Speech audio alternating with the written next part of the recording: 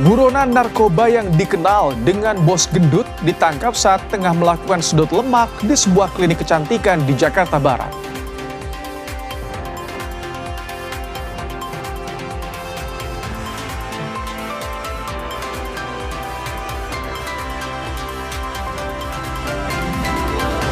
Imbas kebakaran hutan dan lahan di kawasan Gunung Bromo, satwa yang hidup di Gunung Bromo turun gunung untuk mencari makan.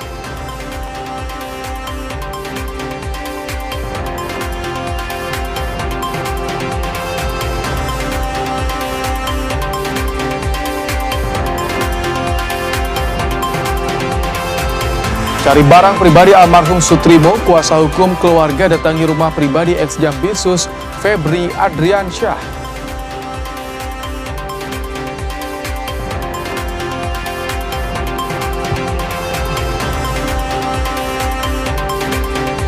Satu dari 5 korban hilang insiden terbakarnya KMP Putri Yasmin di Selat Lombok, Nusa Tenggara Barat dipastikan selamat.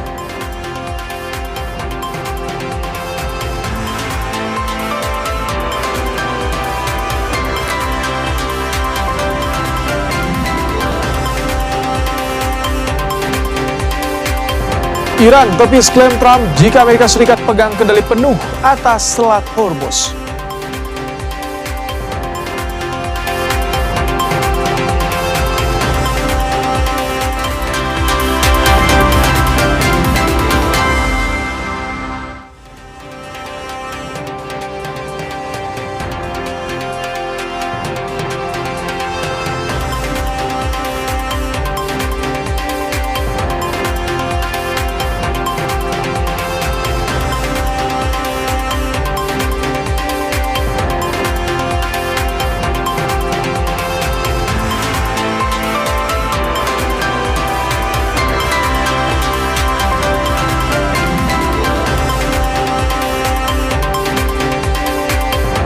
Halo, selamat malam saudara, Anda kembali menyaksikan program berita Kompas Malam. Kali ini hadir bersama saya, Rahmat Ibrahim.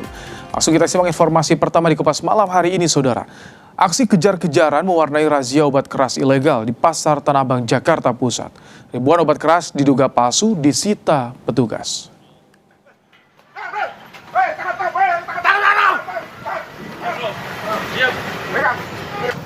Ada dua. Seorang penjual obat keras ilegal tramadol langsung berlari cepat saat akan ditangkap petugas Satpol PP di kawasan Pasar Tanah Abang, Jakarta Pusat. Sebuah tas sempat dibuang pelaku, di dalamnya terdapat banyak obat-obatan terlarang tipe G dari berbagai merek. Petugas mendapati lebih dari 4.000 butir obat keras diduga palsu serta uang tunai jutaan rupiah hasil penjualan.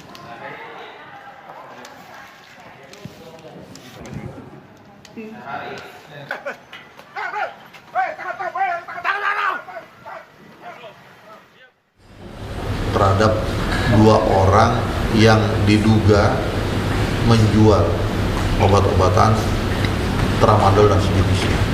Bisa katakan bahwa ini kemungkinan ya nggak jelas nih jualan obat apa.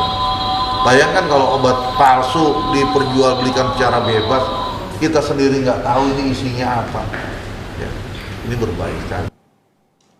Di tempat lain, Polda Metro Jaya menggerebek tempat memproduksi narkotika Etomidet di sebuah apartemen di kawasan Tangerang yang dikelola oleh warga negara Tiongkok. Salah satu ruangan disulap menjadi laboratorium rahasia tempat memproduksi cartridge vape mengandung Etomidet. Dari lokasi, polisi menyita 350 cartridge Etomidet siap pakai. Bahan baku didatangkan pelaku dari Vietnam.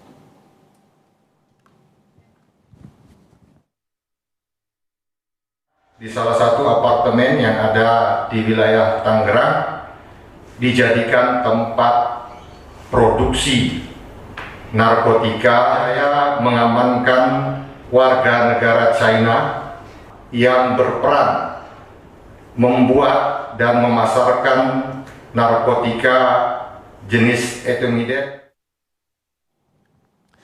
Informasi lain, saudara, 1 dari 5 korban hilang insiden terbakarnya KMP Putri Yasmin di Selat Lombok, Nusa Tenggara Barat dipastikan selamat. Penumpang tersebut ternyata naik kapal lain.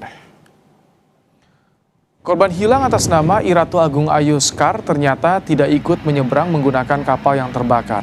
Keluarga melapor ke Posko SAR bahwa Ratu Agung sempat membeli tiket KMP Putri Yasmin, namun menggunakan kapal lain karena jadwal keberangkatan kapal berubah. Jumlah korban KMP Putri Yasmin yang masih dalam pencarian menjadi 4 orang.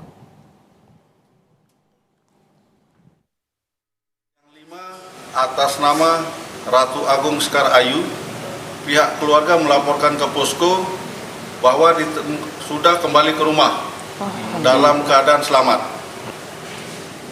Ratu Agung ini tidak menyeberang menggunakan KMP Putri Yasmin di tanggal 12. Namun yang bersangkutan berangkat lebih awal dikarenakan daftar nama tercatat di manifest Putri Yasmin, yang bersangkutan sempat membeli tiket di Putri Yasmin. KMP Putri Yasmin terbakar saat berlayar dari Pelabuhan Padang Bay menuju Pelabuhan Lembar pada 12 Agustus lalu.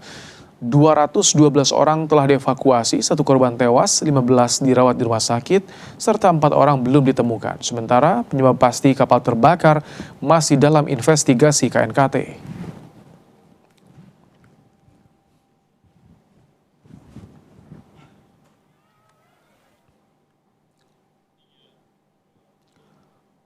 Saudara, imbas kebakaran hutan dan lahan di kawasan Gunung Bromo, satwa yang hidup di Gunung Bromo turun gunung untuk mencari makan.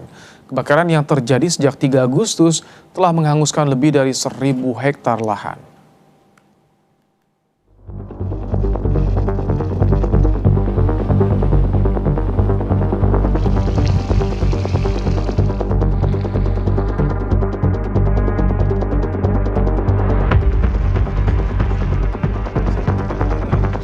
Hampir 2 pekan, kebakaran hutan dan lahan melanda wilayah Gunung Bromo.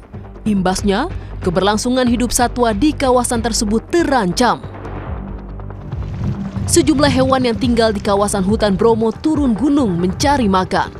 Kera tengger terlihat berkeliaran di sepanjang jalan desa Wonokitri, Tosari, Pasuruan. Warga pun berdatangan membawa makanan untuk para kera. Tempatnya udah kebakar, minimal juga mantul lah. Kasihan berarti Pak ya? Kasihan, iya. Terus juga makanannya udah habis kebakar semua. Saya warga sini, terus habis hari raya Karo kan masih ada sisa pisang gitu. Saya kasih makan aja ke monyetnya. Kasihan berarti Pak ya? Kasihan. Lahan-lahannya juga udah bakar semua makanannya. Pantauan udara Jumat siang, kebakaran hutan dan lahan di kawasan Bromo telah padam. Seperti di Bukit Seruni Point, Desa Ngadisari, Probolinggo, dan Bukit Kingkong, Desa Wonokitri, Tosari, Pasuruan. Namun masih ada titik panas atau hotspot, yakni 2 di Probolinggo dan 6 hotspot di wilayah Pasuruan. Operasi pendinginan tetap dilakukan petugas untuk cegah muncul kembali bara api. Sudah padam, artinya tidak ada titik api atau fire spot, tapi untuk hotspot itu ada potensi yang bisa kami temukan. Jadi inilah yang kita laksanakan untuk pemadaman secara sempurna, atau kita laksanakan dengan pembersihan, pendinginan ataupun pembasahan. Kebakaran hutan dan lahan melanda kawasan Gunung Bromo sejak 3 Agustus 2026. Data dari Kementerian Kehutanan, sejak awal kebakaran terjadi, cakupan area Taman Nasional Bromo Tengger Semeru yang terbakar diperkirakan mencapai 1.120 hektar. Kebakaran telah menghanguskan kawasan konservasi di 4 wilayah, yakni Probolinggo, Lumajang, Malang, dan Pasuruan. Kebakaran ini mengakibatkan objek wisata Bromo ditutup. Tim Liputan Kompas TV.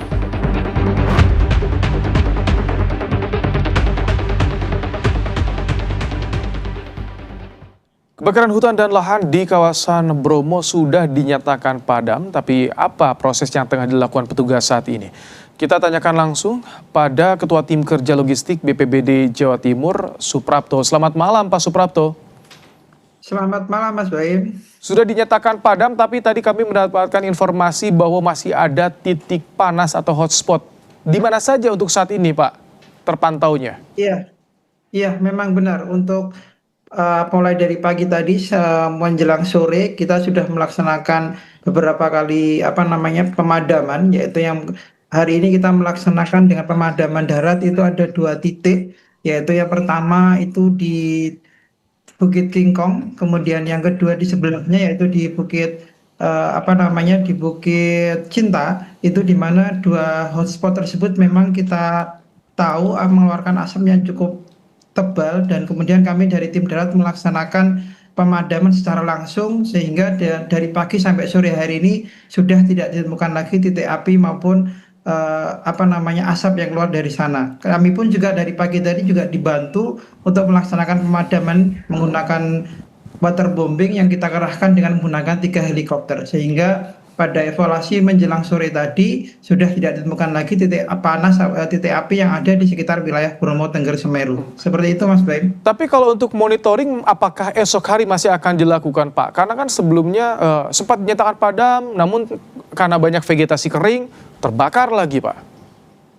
Iya, memang benar. Jadi tim kami walaupun saat ini sudah dinyatakan tidak ada titik api, tetapi mulai besok pagi, malam ini juga kami tetap melakukan ronda atau mau melakukan patroli di kawasan-kawasan yang memang kami anggap sebagai krusial untuk terbakar kembali. Dan tim kami juga hari ini mulai malam ini besok pagi akan tetap melakukan patroli-patroli di wilayah yang kami rasa itu mungkin akan terjadi titik api. Ketika ada titik api kami langsung juga memadamkan saat itu juga, seperti itu. Sehingga memang tim gabungan ini tidak serta-merta tidak adanya titik api di sana kemudian tidak melakukan patroli, tetapi kami akan terus melakukan patroli sampai benar-benar Bromo ini dinyatakan aman terhadap titik api yang ada di sekitar sana. Tadi karakteristik titik yang rentan itu seperti apa? Apakah angin juga cukup berembus kencang di sana sehingga dikhawatirkan menimbulkan kembali api, atau seperti apa karakteristiknya yang rawan itu?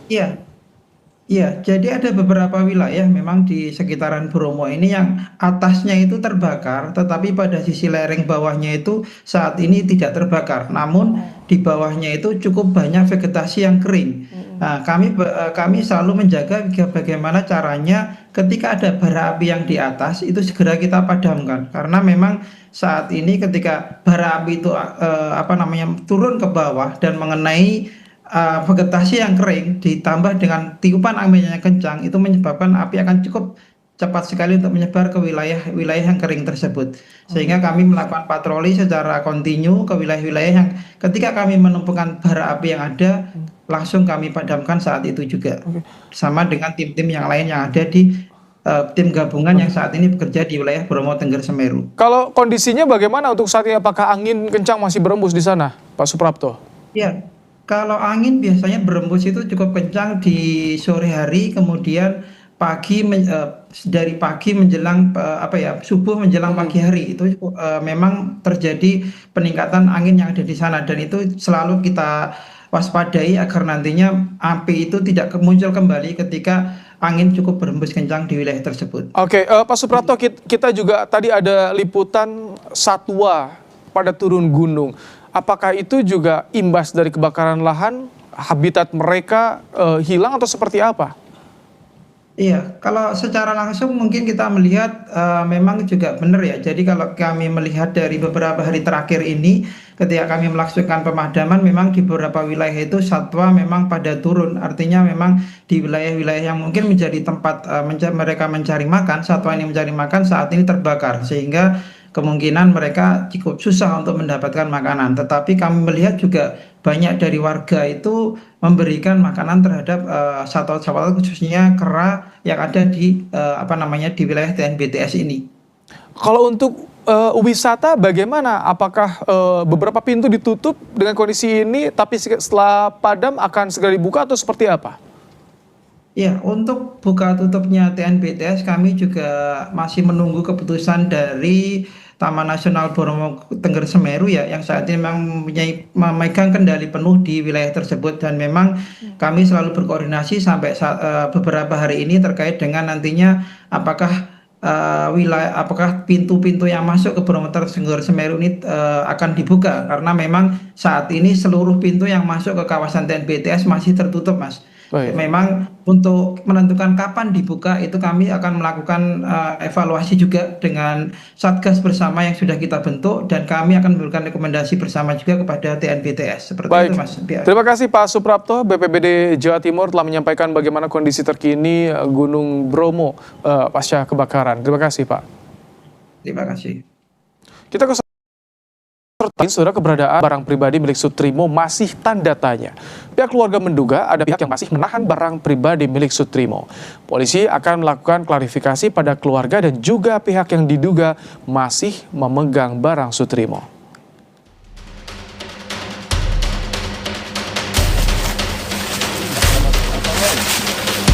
Akan melihat kembali, akan mengkomunikasikan kepada pihak-pihak yang masih menahan ataupun memegang barang-barang yang dimaksud oleh pihak keluarga. Tapi ponsel hilang milik jenazah yang kita tahu ada kaitannya dengan profesinya menjaga rumah ex Jampitsus Febri Adriansyah, itu sudah menambah banyak pertanyaan lagi.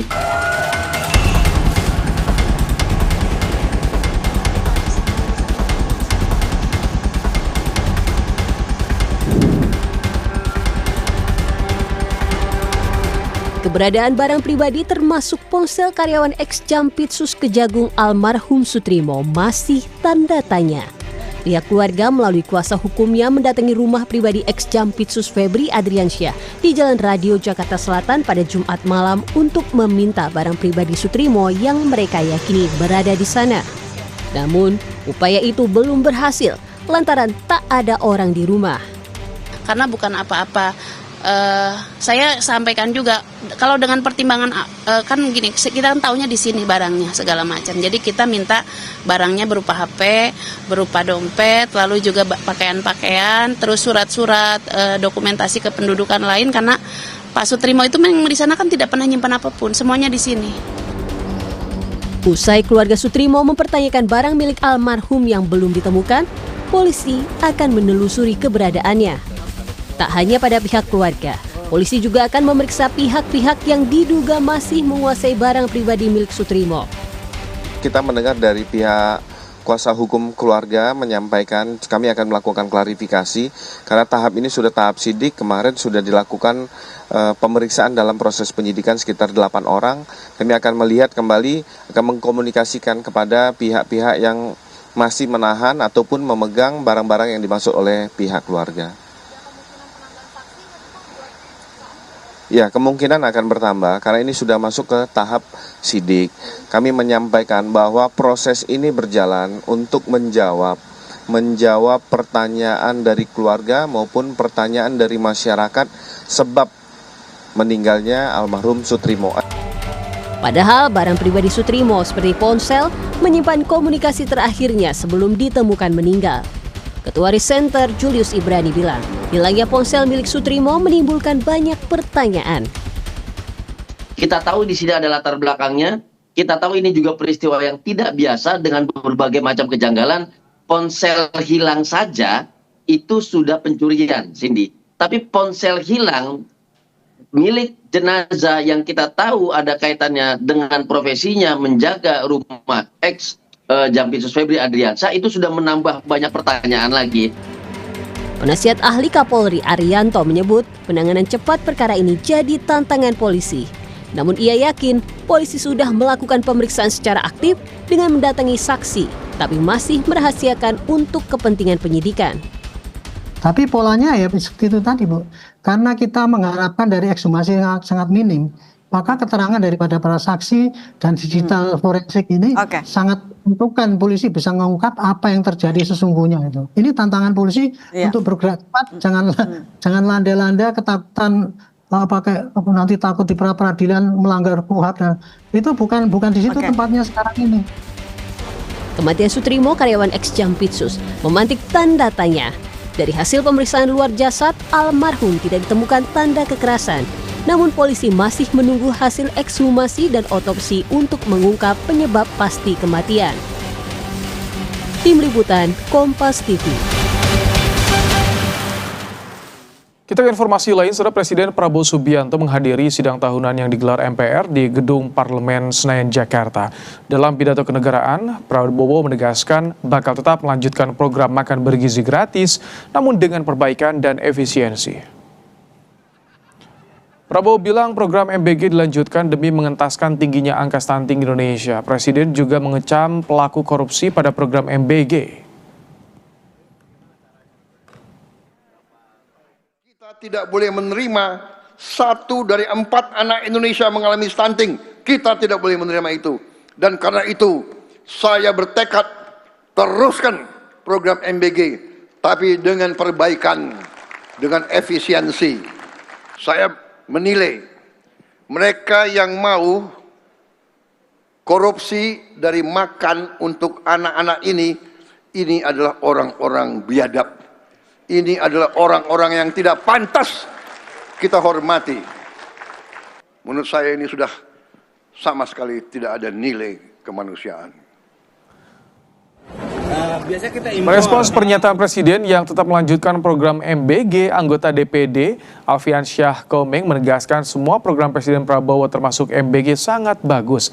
Hanya saja Komeng menyayangkan ada pembantu Prabowo yang bekerja tidak benar. Komeng pun berharap pejabat yang menjalankan MBG saat ini bekerja dengan benar. Tetap diteruskan gimana nih Bang Komeng? Soal MBG tetap diteruskan gimana? Sebenarnya semua program presiden bagus, cuman yang kerjanya aja pada nggak benar. Makanya mudah-mudahan yang sekarang sadar ya. Mudah-mudahan bagus. Karena memang MBG bagus. Optes juga bagus. Lagi Komeng. Iran tepis klaim Trump jika Amerika Serikat pegang kendali penuh atas Selat Hormuz.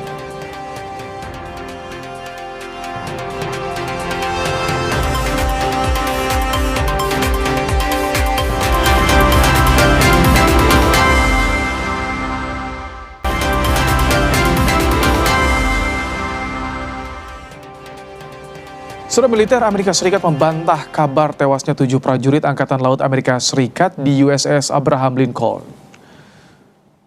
Salah satu laporan menyebutkan 7 pelaut yang tewas dalam perkelahian di atas kapal induk USS Abraham Lincoln. Sementara laporan lain baru-baru ini menyebut indikasi adanya lonjakan pemikiran untuk bunuh diri. Laporan-laporan tersebut dipastikan militer Amerika Serikat tidak benar.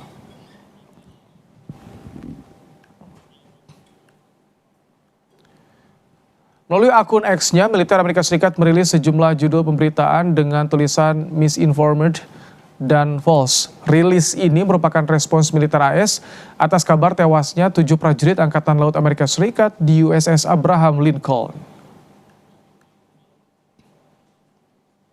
USS Abraham Lincoln mencatatkan salah satu tingkat perpanjangan masa tugas awak tertinggi 84,4% di antara seluruh kapal induk Angkatan Laut Amerika Serikat. Para pelaut dan marinir tetap tangguh dan tidak ada personel yang meninggal dunia di kapal induk tersebut.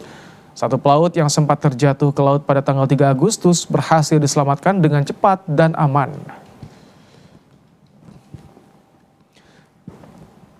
Pesawat KC-135AR, satu tanker milik Angkatan Udara Amerika Serikat melakukan pengisian bahan bakar di udara untuk jet tempur F-16 di wilayah Timur Tengah. Rekaman pengisian bahan bakar ini dirilis militer Amerika Serikat di tengah blokade tembok baja Amerika Serikat terhadap Selat Hormuz. Dalam klaim ini, Trump menyebut Amerika Serikat menguasai 100% Selat Hormuz.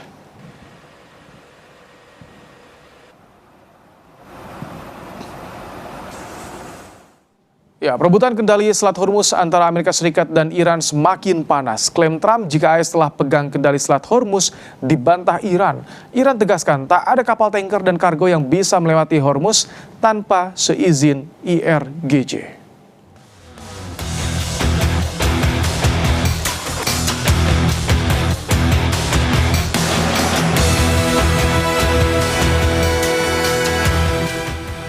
Selat Hormuz kini menjadi isu sentris dalam konflik berkepanjangan antara Iran dan Amerika Serikat. Area perairan yang menjadi jalur vital perdagangan minyak dan logistik dunia ini tengah diperebutkan Teheran dan Washington. Kedua negara bersikeras memiliki kendali penuh atas Selat Hormuz. Pemerintah Iran tegas menolak klaim Trump jika Washington pegang kendali Selat Hormuz. Juru bicara Markas Besar Pusat Khatam Al-Anbiya bilang tidak ada kapal komersil atau tanker yang pernah melintasi Hormuz tanpa seizin angkatan bersenjata Iran. تنگه هرمز همچون گذشته تحت مدیریت کامل و کنترل جمهوری اسلامی ایران می باشد و هیچ کشتی تجاری و نفتکشی بدون مجوز و نظارت نیروهای مسلح مقتدر ایران امکان تردد امن از این تنگه را نداشته و نخواهند داشت. Sedangkan sebelumnya Presiden Amerika Serikat Donald Trump klaim Amerika Serikat punya kendali penuh atas Selat Hormuz. Bahkan AS siapkan sanksi dan tekanan ekonomi pada Iran jika tak patuh atas aturan Washington. Have total control over the Hormuz Strait right now. They don't have control. We have total control. We own it. And at some point maybe they'll do something and then they get blown away. Tekanan AS tetap membuat Iran bergeming. Gertakan ekonomi Donald Trump tampaknya menjadi angin lalu. Iran menembak kapal tanker yang melintasi Selat Hormuz tanpa mengindahkan peringatan IRGC. Bagi Iran, tekanan ekonomi dunia internasional bukan kali pertama dirasakan. Iran telah menerima sanksi dari Dewan Keamanan PBB meliputi pembatasan program nuklir, larangan penjualan senjata konvensional, hingga pembekuan aset individu dan lembaga. Iran juga menerima sanksi pemutusan jaringan SWIFT yang berimbas pada lumpuhnya sektor ekspor-impor. Dari AS, Teheran menerima sanksi embargo produk minyak dan energi hasil produksi Iran. Melihat kesempatan negosiasi yang sangat sulit dicapai antara Iran dan Amerika Serikat, Pakistan masih terus mengupayakan perdamaian. Demi stabilitas kawasan, Pakistan ingin membawa AS dan Iran ke meja perundingan. Pakistan is making all-out efforts to bring the two parties to negotiating table, Islamabad MOU, and pave the way for peace and stability in the region. Hampir 6 bulan, perang Amerika Serikat dan Iran belum menemui ujungnya. Selat Hormuz yang menjadi jalur vital perdagangan minyak dunia dan distribusi logistik kini tergadaikan akibat perang yang tak menemui akhir. Dengan adanya saling klaim kendali di Selat Hormuz, akan seperti apa ujung konflik Amerika Serikat dan Iran? Kita akan bahas bersama dengan praktisi hubungan internasional sekaligus pendiri Synergy Policy, Dina Prapto Raharja. Selamat malam Mbak Dina. Selamat malam Mas Ahmad. Dulu isu nuklir, kini rebutan kendali Hormuz. Apa sebetulnya yang disiapkan Amerika Serikat dan juga Iran dalam perang ini Mbak Dina? Kalau dari sisi apa yang disiapkan, menurut saya Amerika Serikat pada dasarnya masih tetap pada tekadnya untuk melumpuhkan Iran sama sekali ya.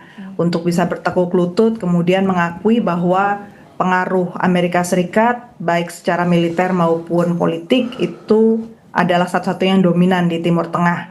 Tapi di sisi lain kita juga tahu semakin Amerika menekan Iran, semakin yakin Iran bahwa perlawanan ini harus lanjut gitu dari pihak Iran. Jadi menurut saya memang belum sampai di titik temu pada hari ini.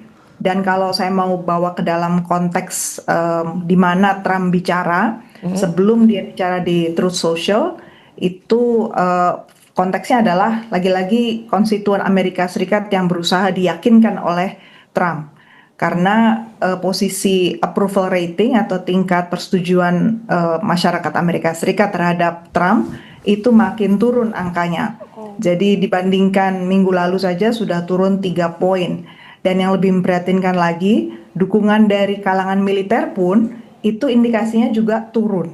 Jadi mendekati masa pemilu ini tentu Trump perlu menunjukkan entah dengan bahasa apapun ya, dengan asumsi bahwa tidak semua orang Amerika Serikat itu mengikuti berita dengan teliti, maka disampaikanlah bahwa masih kuat Amerika di Hormuz, padahal kenyataannya sih jauh ya. Tapi kalau misalkan dengan perang narasi ini saling klaim kuasai, kendalikan penuh Selat Hormuz, apakah nanti akan memicu pada perang militer lagi, pertempuran? Kalau dari sisi Amerika Serikat, saya merasa sebenarnya dia tidak punya cukup amunisi ya untuk memulai satu perang atau eskalasi yang sifatnya bisa dipertahankan dalam waktu yang cukup panjang begitu.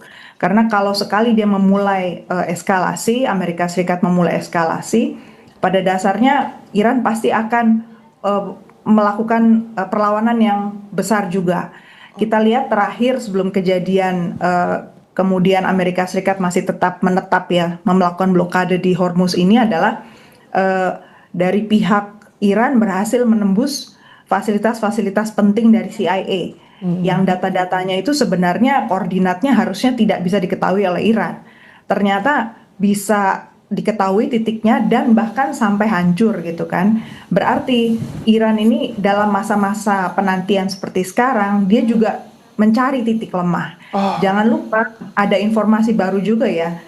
Jumlah perusahaan air di Amerika Serikat yang mengalami hacking, cyber hack ya di Amerika Serikat tuh nambah. Kalau di awal Agustus tuh 7 negara bagian, sekarang 12.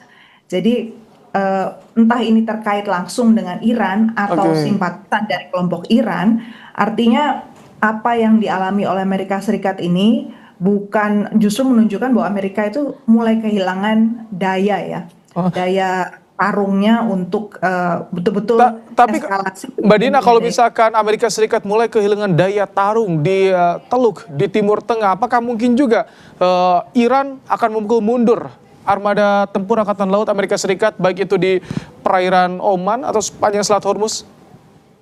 Kalau menurut saya sih kepentingan Iran itu lebih ke stabilitas dan dia bisa keluar dulu dari sanksi ekonomi yang baru lagi nih diterapkan oleh Amerika Serikat.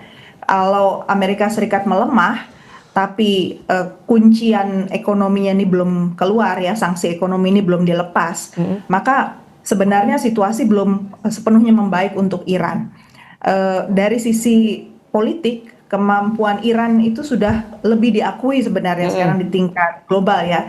Satu, selain bahwa Selat Hormuz itu sekarang sudah dinegosiasikan dengan Oman dan sudah hampir menemukan titik temu ya di antara dua negara ini. Yang kedua kan kemarin terbentuk ada fakta pertahanan baru ya antara Pakistan, Turki dan Arab Saudi. Di sini menunjukkan bahwa negara yang biasanya relatif bergantung atau berharap pada Amerika Serikat untuk urusan security, pertahanan keamanan, sekarang sudah mulai membentuk alternatif baru untuk kerjasama di kawasan. Ini sebenarnya poin penting dan baik untuk Iran bahwa stabilitas di kawasan tidak lagi ditentukan oleh kekuatan eksternal yang jauh seperti dari Amerika Serikat, tapi negara-negara kawasan bisa sampai pada satu titik kesepakatan pada akhirnya. Jadi tinggal masalah kesabaran Iran juga sih. Oke, kita akan tunggu sejauh mana kesabaran Amerika Serikat dan juga Iran demi perdamaian yang abadi, tentu itu yang diharapkan oleh kita semua. Tapi terima kasih untuk ulasannya, praktisi hubungan internasional sekaligus pendiri Sinergi Policy, Dina Prapto Raharja untuk program Kompas Malam hari ini. Terima kasih. Baik. Usai jeda, saudara, Kompas Malam kembali dengan informasi buronan narkoba yang dikenal dengan bos gendut ditangkap saat tengah melakukan sedot lemak di sebuah klinik kecantikan di Jakarta Barat.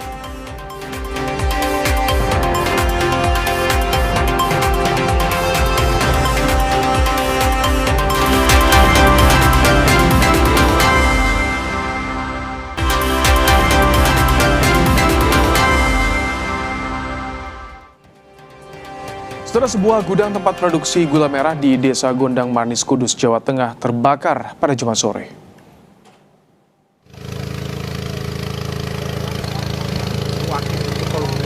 Banyaknya tumpukan sisa penggilingan tebu membuat api dengan cepat membesar dan membakar seluruh isi bangunan.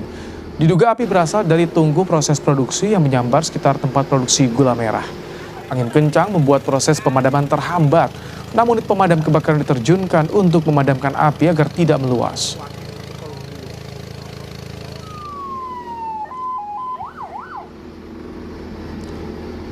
Kapal penumpang KM Bunda Maria yang membawa 142 penumpang kandas di perairan Oba, Kota Tidore, Kepulauan Maluku Utara.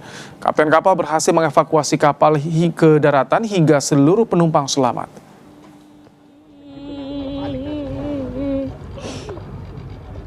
Dalam rekaman terlihat seluruh penumpang bersiaga dan sudah mengenakan jaket pelampung sesaat KM Bunda Maria kandas di perairan Oba, Kota Tidore, Kepulauan Maluku Utara. KM Bunda Maria akan bertolak dari Pelabuhan Bastiong, Kota Ternate menuju ke Pelabuhan Babang, Kabupaten Halmahera Selatan. Namun baru 1 jam berlayar, kapal menabrak pesisir pantai Oba hingga kandas. 142 orang dan ABK seluruhnya selamat.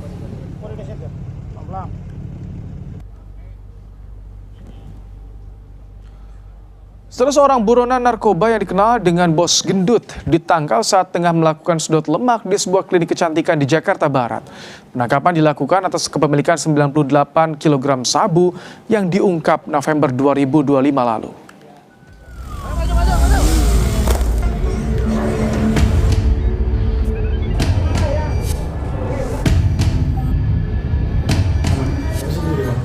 Inilah detik-detik petugas Badan Narkotika Nasional menangkap buronan narkoba MR atau Bos Gendut di sebuah salon kecantikan di kawasan Mangga Besar, Jakarta Barat, Rabu malam.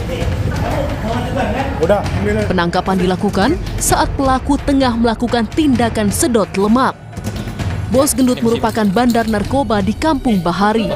Ia ditangkap atas pengembangan kasus kepemilikan 98 kg narkoba jenis sabu, logam mulia, serta uang tunai 1,3 miliar rupiah yang diungkap di Kampung Bahari pada November 2025.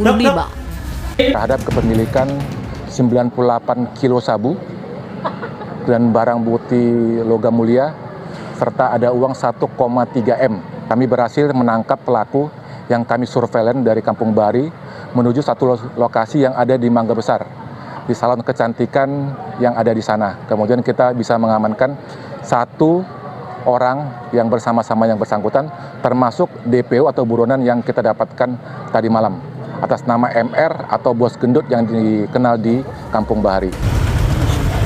Usai menangkap Bos Gendut, BNN menggerebek kawasan Kampung Bahari Tanjung Priok, Jakarta Utara, Kamis pagi. Penggerebekan mendapat perlawanan dari warga dengan lemparan batu dan petasan. Petugas lantas melepaskan tembakan gas air mata untuk membubarkan massa. Hasil penggerebekan, petugas menangkap 2 orang dan menyita sejumlah barang bukti, diantaranya senjata api, peluru, narkoba ganja jenis gorila, uang tunai, telepon seluler, dan 1 unit mobil. Prasetyo, Kompas TV, Jakarta.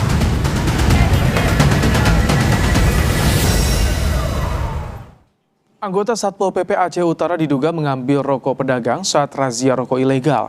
Aksi tersebut terekam CCTV dan kini Satpol PP itu tengah diperiksa.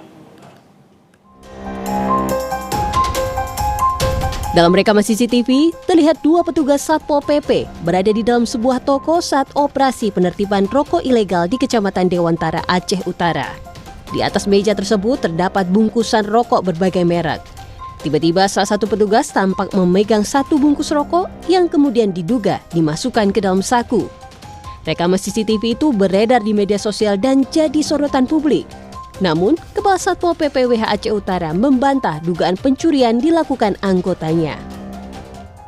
Ingin meluruskan hal video viral di masyarakat terkait kegiatan operasi pasar rokok ilegal, yang mana terlihat anggota kami mengambil rokok di toko tersebut adalah tidak benar.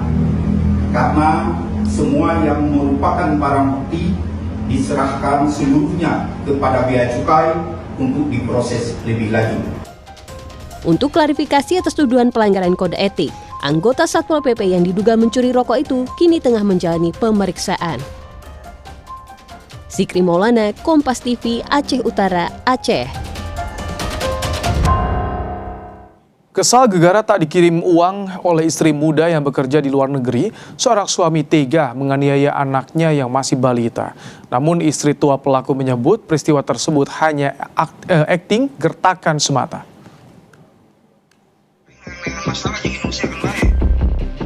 Warga Kampung Citalang, Purwakarta, Jawa Barat digegerkan dengan tersebarnya video penganiayaan seorang ayah terhadap anaknya yang masih balita. Peristiwa tersebut terjadi pada Februari 2026 dan baru tersebar luas di bulan Agustus ini. Pasca kejadian, keluarga ibu korban langsung melaporkan pelaku ke polisi. Polisi langsung bergerak dan telah menangkap pelaku di rumahnya. Betul bahwa saat ini sebagai percepatan penyidik Polres Purwakarta bergabung dengan Polsek Purwakarta Kota telah datang ke TKP, menetralisir semuanya. Dan saat ini untuk yang bersangkutan sedang dalam proses memberikan keterangan di penyidik Polres Purwakarta. Sementara itu, istri tua pelaku membantah jika suaminya menganiaya anak dari istri mudanya tersebut. Menurut istri tua, Aksi penganiayaan yang terjadi pada Februari lalu itu hanya akting belaka. Itu dilakukan sekadar untuk menggertak istri muda agar segera mengirimkan uang untuk biaya sekolah anak. Itu lagi video call karena kan mamanya tuh nggak ngirim-ngirim gitu, cuman gertakan sama mamahnya, nggak pernah disiksa Pak itu mah. Jadi gertakan gimana sih Bu? Ya supaya mamahnya tuh ngirim ngasih uang buat jajan dia gitu, acting gitu enggak Pak, enggak disiksa. Kalau disiksa ituin mah tuh saya juga atuh Pak yang ngasuh dari kecilnya, pasti saya juga masang badannya, anaknya juga ada sayangnya sama saya yang ngurus dari kecil.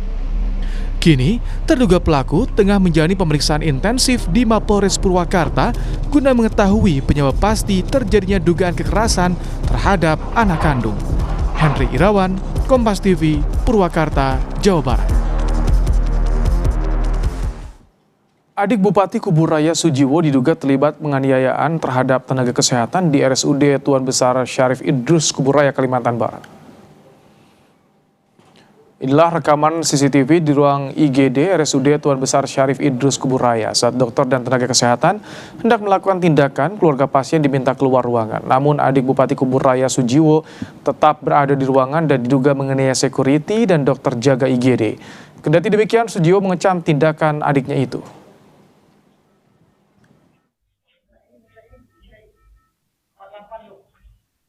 Sebagai pribadi dan juga sebagai bupati tidak pernah memberikan toleransi, ya, tidak sedikit pun membenarkan, bahkan mengecam, bahkan mengutuk perilaku itu. Mengutuk perilaku itu. Siapapun yang melakukan, termasuk keluarga saya, yang merasa keberatan, dirugikan, silahkan laporan ya ke aparat penegak hukum. Kemudian silahkan diproses secara hukum. Mantan gelandang Barcelona dan timnas Spanyol Xavi Hernandez resmi ditunjuk jadi pelatih timnas Belanda.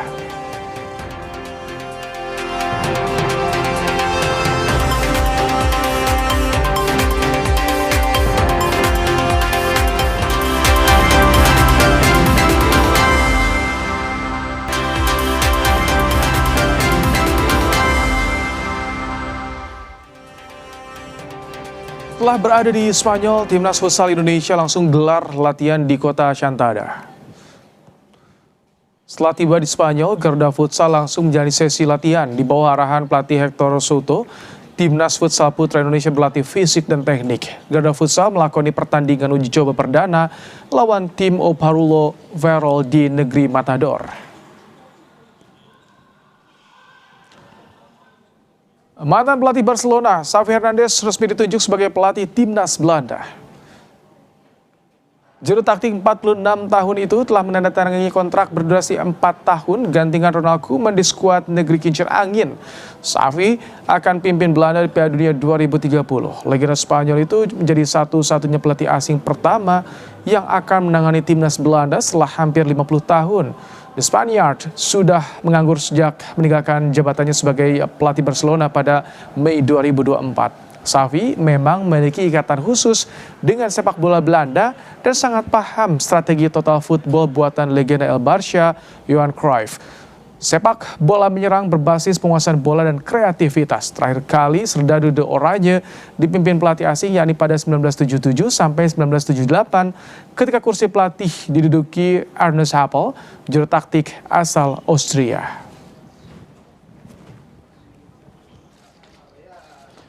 Mega bintang Argentina Lionel Messi seperti kehilangan kepercayaan diri setelah sang ayah meninggal.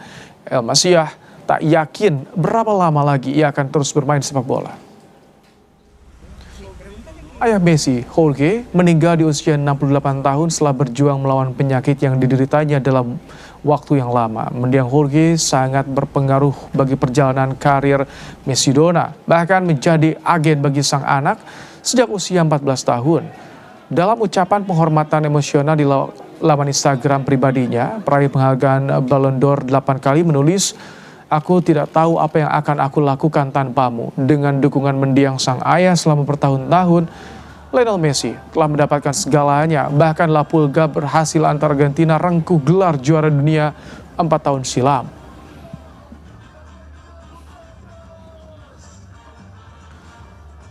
Seekor macan kumbang masuk ke permukiman warga di Dusun Ngasinan Batang, Jawa Tengah.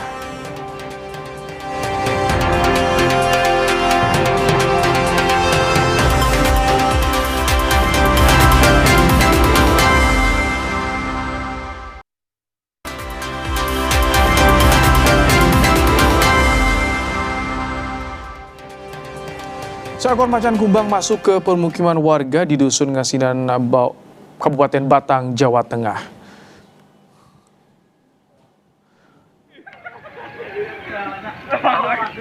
Inilah detik-detik ketika macan kumbang terlihat masuk ke permukiman warga. Setelah mendapat laporan warga, petugas gabungan mengevakuasi macan kumbang tersebut dan dibawa ke Batang Dolphin Center.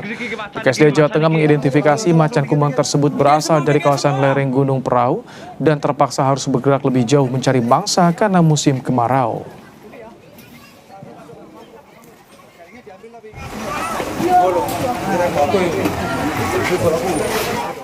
Terima kasih Anda telah menyaksikan program Kompas Malam hari ini. Perbarui terus informasi Anda di Kompas TV dan minum air mineral dengan kemurnian optimal yang murni pasti sejuknya.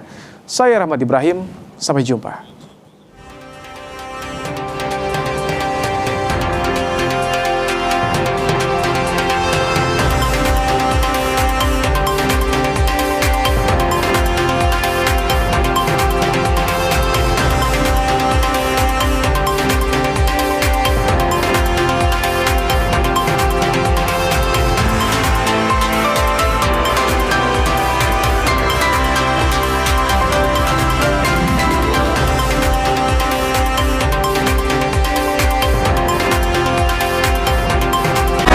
Terima kasih Anda telah menyaksikan Kompas Malam.